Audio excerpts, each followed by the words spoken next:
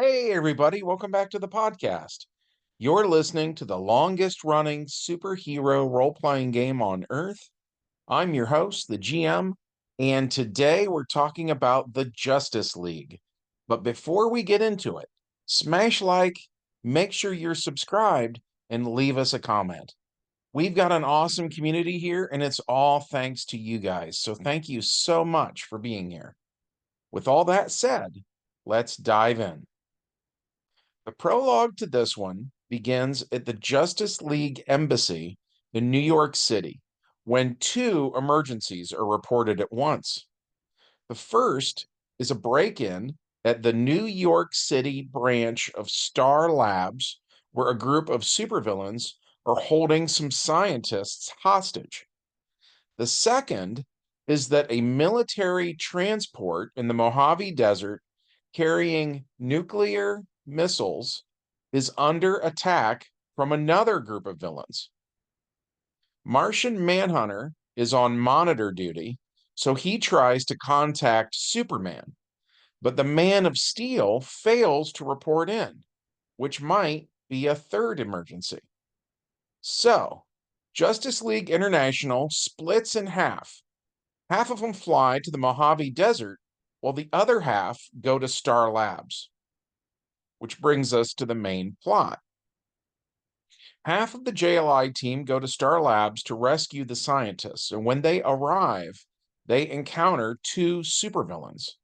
One is named Bolt, and he has 12 APs of lightning and 10 APs of teleportation. His real name is Larry Bolatinsky, and he was a Hollywood special effects artist who used his talents to build his costume, then set out on a life of crime. The other supervillain is BlackRock, aka Dr. Peter Silverstone. He has 15 APs of dexterity, 35 APs of force field, 14 APs of illusion, 36 APs of lightning, and 29 APs of teleportation. So we roll initiative, and Power Girl is the fastest, so she goes first. She tries to punch BlackRock, but what she attacks is just an illusion, sort of like a hologram of him. The real BlackRock is standing somewhere else. So next in initiative order is BlackRock. So he goes next and multi-attacks all of the heroes using his 36 APs of lightning, which knocks out everyone but Power Girl, who only takes 9 points of damage. Then on the end of his turn, he uses teleportation to leave. Next to go is Bolt. He has stolen a deadly biological weapon from Star Labs. It is in a glass vial, which he tosses into the air, and then he teleports away, abducting Guy Gardner. As this round comes to an end, the glass tumbles through the air, nearing the floor where it will shatter and infect everybody here. So on Power Girl's turn, she rolls dice and rolls a 2 and a 9, which allows her to catch the vial. So she saves everyone here, but Guy Gardner's still missing. Meanwhile, in the Mojave Desert, the White Train, which is a military transport carrying nuclear warheads from the Texpan Nuclear Weapons Final Assembly Plant to submarine bases on the West Coast, is under attack from another group of supervillains.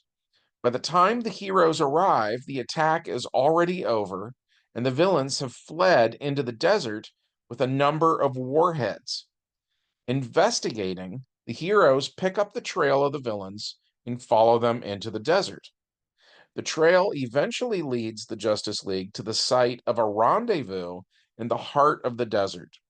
There, they find an abandoned panel truck along with a number of scattered and broken packing crates filled with high-tech scientific equipment.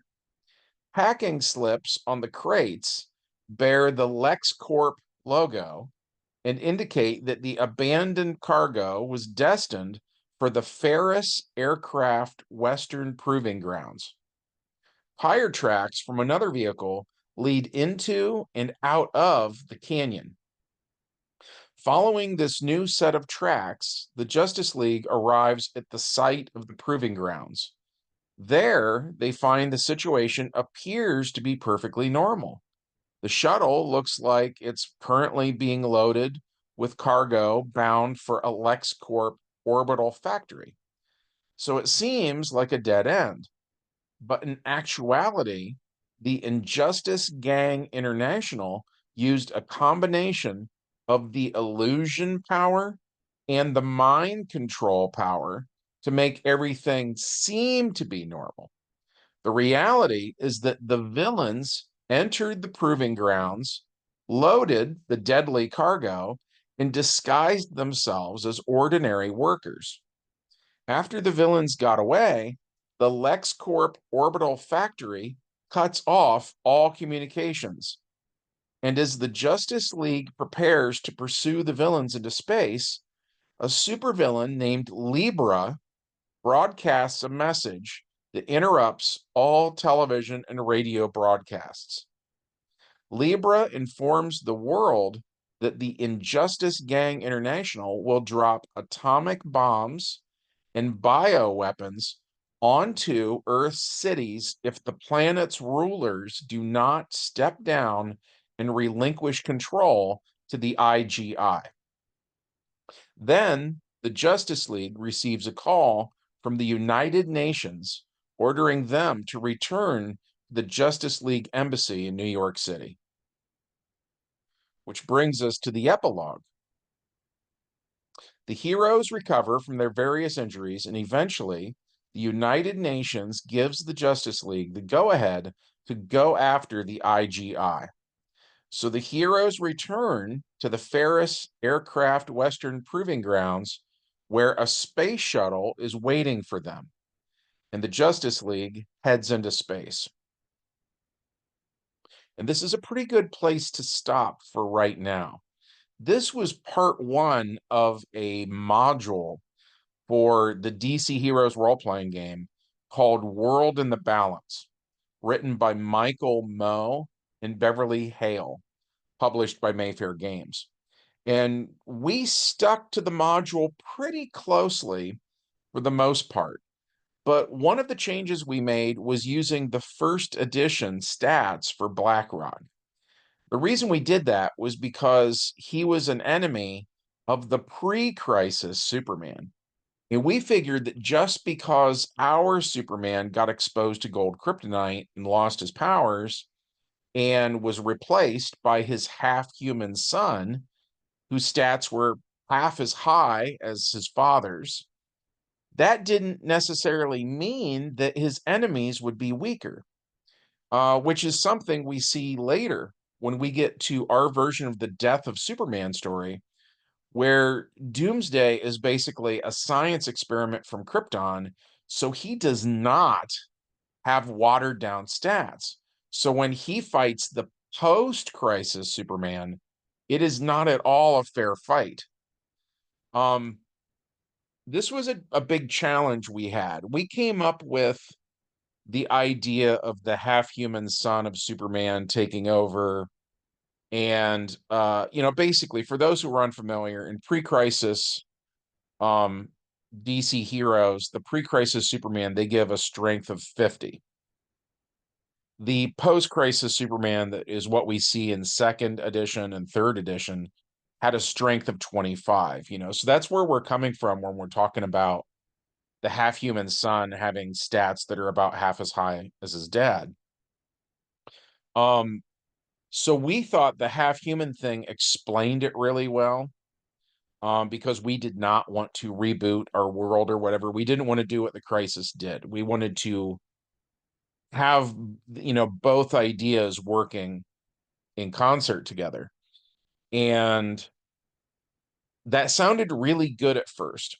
And the way that we used to play the game was actually like the majority of our games were about the original characters that we would create. And for a very long time, we weren't really running games with the famous characters.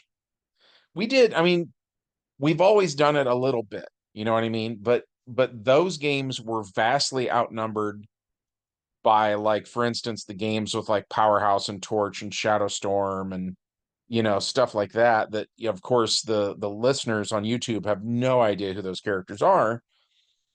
Um I'm going to get off topic with this. The point is just that when Superman just makes a cameo, if it's like Powerhouse gets to meet Superman or something and they shake hands and then Superman leaves, it kind of didn't matter what Superman's stats were. Does that make sense? So the thing we came up, the half human thing seemed really, really great. And then we started noticing problems with it. So one of the problems is, like, for instance, um, we never said Wonder Woman lost her powers, or we have no explanation for why you would have a weaker Wonder Woman, right? So we don't. In the post-crisis era, we're saying Wonder Woman is still, that pre-crisis power level. Same with Power Girl. Our Power Girl is still Kara Zor-El. In DC Comics, they killed Kara Zor-El in the Crisis on Infinite Earths. I've always hated that. We have never done that in our game. We kept her alive the whole time. And um so she is actually way stronger because she's a full-blooded Kryptonian, you know what I mean? She's way stronger than our post-crisis Superman, who we refer to as Superman 2. So there's things like that, and then the villains are really powerful. So if we tell stories with the post-crisis Superman, and it's like him doing something with, like, let's say, Koi Man or the Prankster, or whatever, that seems to work pretty well, actually. But we have to kind of dance around it. Um, and so it was interesting that in this game, BlackRock in the module doesn't feel, to, at least to me, like that big of a deal. But then when we ran it, honestly, BlackRock came across as almost like an A-list villain. He was much more of a threat. Um, and I think that character has a lot of potential. I wouldn't mind using him some more in the future. I don't want to give too much away and spoil the rest of this. This is a multi-part thing, which was probably obvious.